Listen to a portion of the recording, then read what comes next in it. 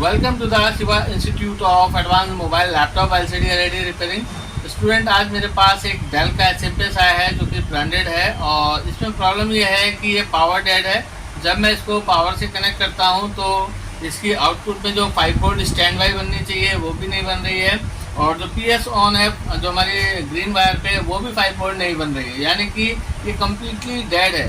तो आज मैं आपको इसको दिखाऊंगा कि कैसे हमने रिपेयर करना है। अगर आप चिप लेवल पे लैपटॉप रिपेयरिंग या फिर एलईडी टीवी रिपेयरिंग या मोबाइल रिपेयरिंग सीखना चाहते हैं या फिर चिप लेवल पे लैपटॉप रिपेयरिंग सीखना चाहते हैं तो हमारे ऑनलाइन और ऑफलाइन कोर्स के माध्यम से आप जुड़ सकते हैं। और ऑनलाइन कोर्स का मैं जो लिंक है वो डिस्क्रिप्शन में दे दूँगा, वहाँ से आप देख सकते हैं।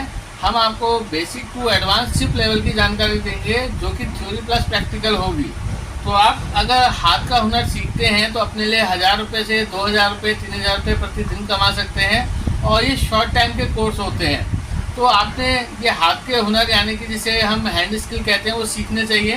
तो मेरे चैनल पे जितने भी नए स्टूडेंट जुड़ रहे हैं वो चैनल को सब्सक्राइब कीजिए ताकि उनको इस तरह की वीडियो मिलती रहे। तो आइए देखेंगे, यहाँ पे मेरे पास डेल कंपनी का एक ब्रांडेड एचएमपीएस है, जैसे कि आप देख रहे हैं ये डेल कंपनी का है और यहाँ पे मैं 220 वोल्ट को कनेक्ट करता हूँ। तो आप देखेंगे यहाँ पे जब मैं कनेक्ट करता हूँ अपनी पावर केबल में तो आप देखेंगे यहाँ पे मुझे 225 वोल्ट AC मिल रहा है। तो अब मैं इसको अपने एचएमपीएस में कनेक्ट करूँगा। तो आप देखेंगे जैसे ही मैं इसको कनेक्ट करता हूँ तो किसी भी एचएमपीएस के अंदर जो ग्रीन वाली वायर है इसको हम PS ऑन कहते हैं और यहाँ पे मुझे 5 वोल्ट मिलनी चाहिए।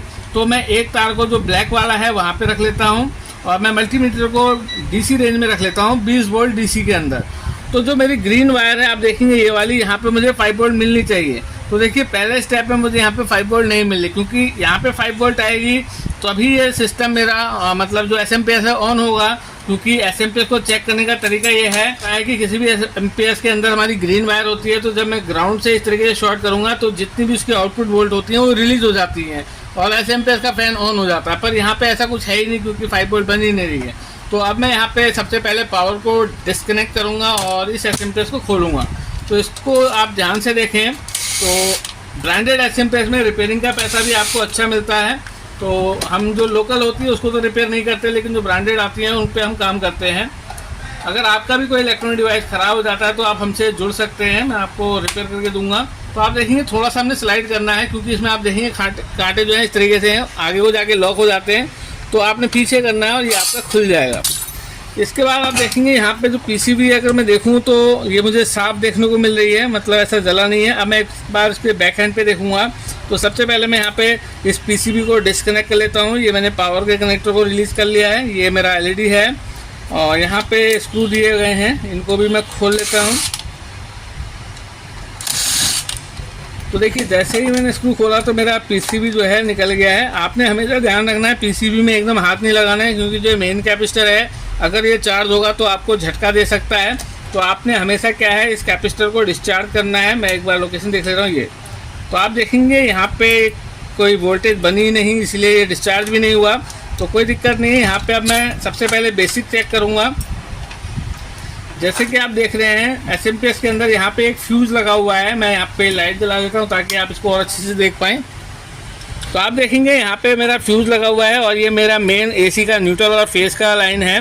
तो सबसे पहले मैं यहाँ पे फ्यूज़ को ही चेक करूँगा कि क्या मेरा ये फ्यूज़ ओके है। तो जैसे कि मैं देख रहा हूँ फ्यूज़ की जो लैग है ये वाली है।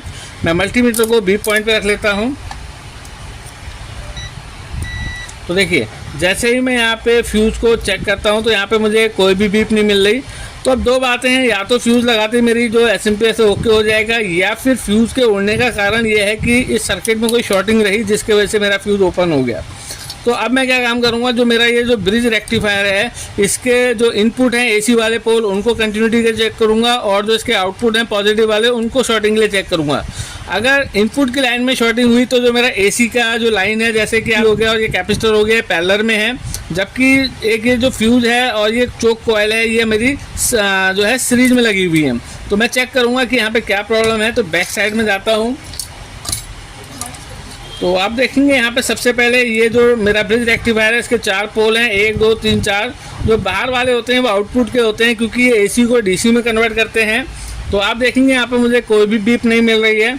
और एक बार मैं अंदर देखिए मेरे को इन साइड में यानी कि जो AC वाली पोल है यहाँ पे बीप मिल रही है। तो इसका मतलब है एसी इनपुट की लाइन में प्रॉब्लम है। तो मैं सबसे पहले इसके जो पैरेलल में जो कंपोनेंट लगे हैं उनको रिमूव करके चेक करूंगा कि मेरी शॉर्टिंग कहाँ पे है। इसी की वजह से मेरा जो फ्यूज़ है ये ओपन हुआ है। तो यहाँ पे पैरेलल में अगर मैं देखूँ तो एक ये लगा हुआ है, तो इसको मैं यहाँ से इसकी कैप को निकाल लेता हूँ। देखेंगे क्योंकि ये प्रोटेक्शन के लिए ही लगाए जाते हैं। देखिए यहाँ पे मुझे जला हुआ दिख रहा है, पहली बार में ही मुझे इसका फॉल्ट मिल गया। देखेंगे अभी दिखाता हूँ आपको निकाल के ये।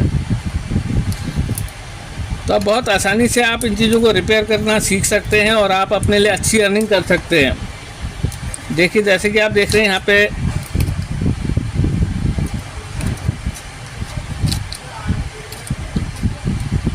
इसको मैंने निकाल दिया है और यहाँ पे मुझे ये जला हुआ दिख रहा है, यानी कि ये देखेंगे आप ध्यान से देखें यहाँ पे ये जला हुआ है। देखेंगे ये फटा हुआ भी है, देख सकते हैं यहाँ पे वोल्टेज तेज़ आई होगी, जिसके वजह से क्या है कि मेरा ये फ्यूज़ ओपन हो गया। तो अब मैं सबसे पहले इसको ओपन करूँगा। आप देखेंगे ये इस तरीके से जला हुआ दिख रहा है, जूम करके देखें आप इसे, देखेंगे ये।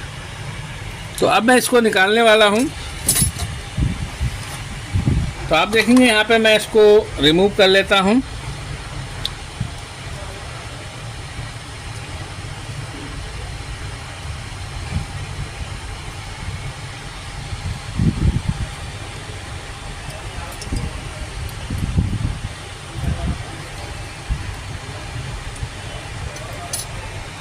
देखिए यहाँ से निकल गया है। आप चाहें तो यहाँ पे नया लगा सकते हैं प्रोटेक्शन के तौर पे, और वैसे ज़रूरत नहीं है। देखिए ये फॉल्टी था मेरा, क्योंकि ये पैरेलल में है तो लगाने की ज़रूरत भी नहीं है। लेकिन अब यहाँ पे मुझे फ्यूज़ को लगाना होगा। तो फ्यूज़ के लिए मैं क्या कर रहा हूँ, अभी इसको चेक करने के लिए शॉर्ट कर दे रहा हूँ, ताकि मैं इसको एक बार चेक कर लूँ, फिर मैं इसको फ्यूज़ लगा दूँगा यहाँ पर। तो फ्यूज़ लगाने के लिए जैसे कि आप देख रहे हैं यहाँ पे है 2 पोल, तो मैं इसको शॉर्ट कर देता हूँ। अभी मैं यहाँ से फ्यूज़ निकाल लेता हूँ और अभी सिर्फ चेक करने के लिए कि मेरा जो SMP है वो रेडी हुआ कि नहीं हुआ, तो मैं एक शॉर्ट कर दे रहा हूँ जंपर लगा के।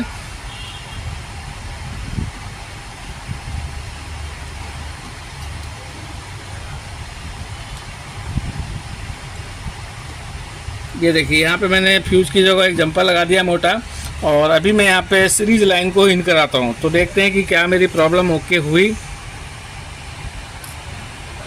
तो एक तार को मैं यहाँ पे सोल्ड कर लेता हूँ,